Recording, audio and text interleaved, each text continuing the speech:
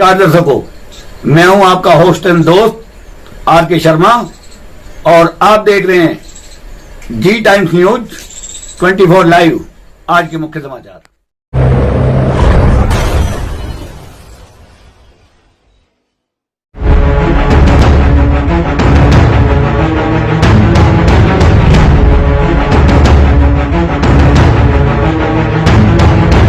भारत माता की पहली बड़ी खबर आ रही है। 600 से ज्यादा वकीलों ने सीजीआई डीवाई चंद्रचूड़ को लिखा पत्र न्यायपालिका पर एक खास समूह के हमलों पर जताई है चिंता। जी हाँ, देश के जाने माने 600 से ज्यादा वकीलों ने चीफ जस्टिस ऑफ इंडिया को एक चिट्ठी लिखी है। बताते चले, पत्र लिखने वालों में हरीश साल्वे से लेकर काउंसिल ऑफ इंडिया के अध्यक्ष समेत तमाम प्रमुख नाम शामिल हैं। इन वकीलों ने चिट्ठी में न्यायपालिका की अखंडता पर खतरे को लेकर चिंता जताई है।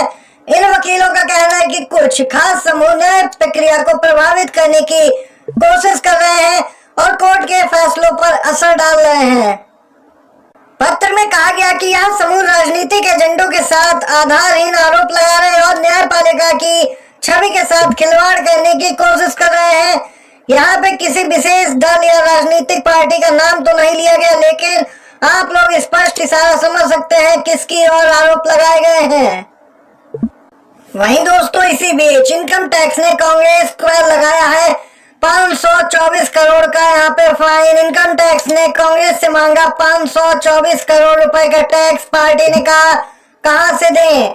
जी हाँ दोस्तों, कांग्रेस सांसद विवेक तन्खा ने कहा कि हमारी 135 करोड़ रुपए की राशि जब्त करके वे अभी भी संतुष्ट नहीं है, वे हमें पंगु बनाकर भी संतुष्ट नहीं। कांग्रेस सांसद ने कहा कि इतनी बड़ी रकम देकर हमारी स्थिति और खराब हो जाएगी। वहीं दूसरी ओर इस पूरे मामले पे यूएस स्टेट डिपार्टमेंट की प्रतिक्रिया भी निकल के आई है। जी हाँ दोस्तों, पहले केजरीवाल के मामले में अमेरिका विदेश मंत्रालय के प्रवक्ता ने प्रतिक्रिया जारी की थी और अब यहाँ पे कांग्रेस पार्टी को लेकर भी दोस्तों प्रतिक्रिया आई है। बोले हैं कि भारतीयों को नजर रखनी चाहिए कि भाजपा अंतर्राष्ट्रीय स्तर पर भारत की लोकतांत्रिक छवि को खराब कर रही है। अमेरिका ने कहा कि हम जानते हैं कि भारतीय राष्ट्रीय कांग्रेस के अभियान यानी कि चुनाव प्रचार को रोकने के लिए उनके बैंक खाते फ्रीज कर दिए गए और हम इसके पक्ष में नहीं है।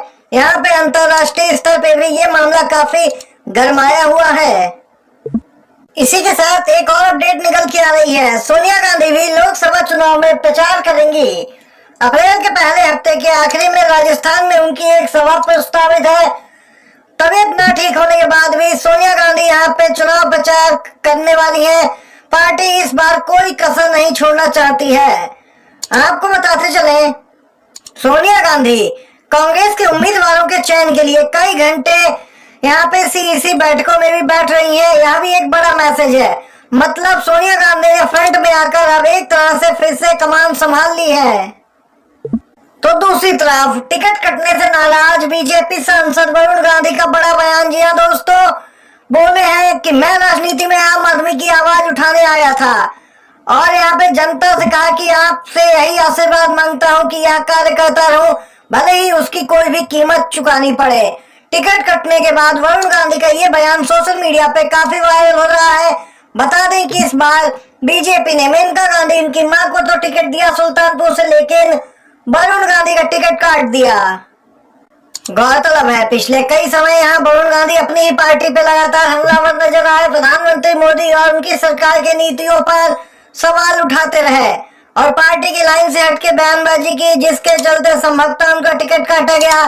कांग्रेस, समाजवादी पार्टी आदि उन्हें अपने दल में शामिल होने का ऑफर दे चुके थे। माना जा रहा था वरुण गांधी निर्दलीय चुनाव लड़ेंगे, उन्होंने पर्चा भी खरीदा था, लेकिन अब यहाँ पे स्पष्ट हो गया है इस बार वह चुनाव मैदान में नहीं उतरेंगे। इलेक्टोरल बॉन्ड पे एक के बाद एक आए दिन खुलासे होते जा रहे हैं। एक के बाद एक कंपनियों के नाम सामने निकल के आ रहे हैं और बीजेपी बुरा फंसती जा रही है। इलेक्ट्रोल बॉन्ड घोटाला नहीं, महा घोटाला है, जिसमें हर बॉन्ड एक नए घोटाले की कहानी कहता है। इसी क्रम में भारतीय ग्रुप ने 150 करोड़ का इलेक्ट्रोल बॉन्ड भाजपा को दिया।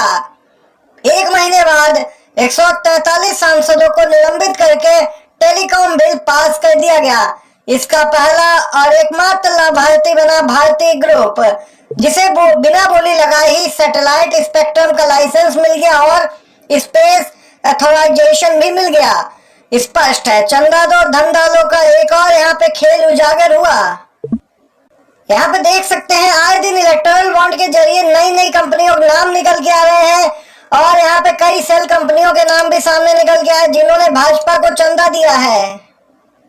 बड़ी खबर दोस्तों, एक और रिपोर्ट आई है सामने जिसने खोल दी मोदी सरकार की पोल। देश में 83% युवा आबादी बेरोजगार, ILO ने जारी की यहाँ पे रिपोर्ट।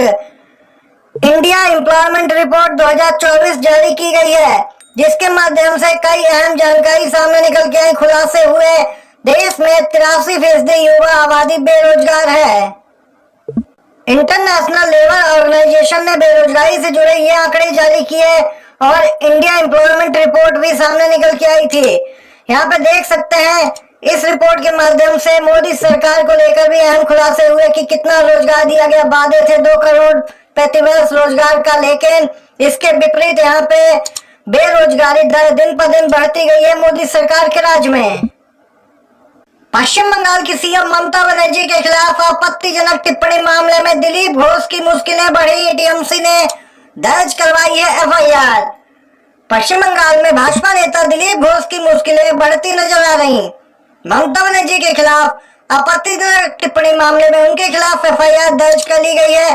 दिलीप घोष का एक वीडियो वायरल हुआ था, इसमें वो ममता बनर्जी के पिता को लेकर सवाल उठा रहे हैं।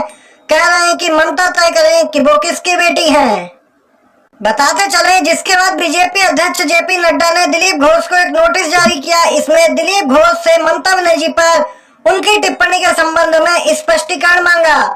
बीजेपी ने इसे अशोभनीय, संसदीय और पार्टी परंपरा के खिलाफ बताया, लेकिन अभी तक दिलीप घोष पे कोई कार्रवाई नहीं की। सिर्फ यहाँ पे खाना पूर्ति की कि पार्टी इस तरह की टिप्पणियों की कड़ी निंदा करती है।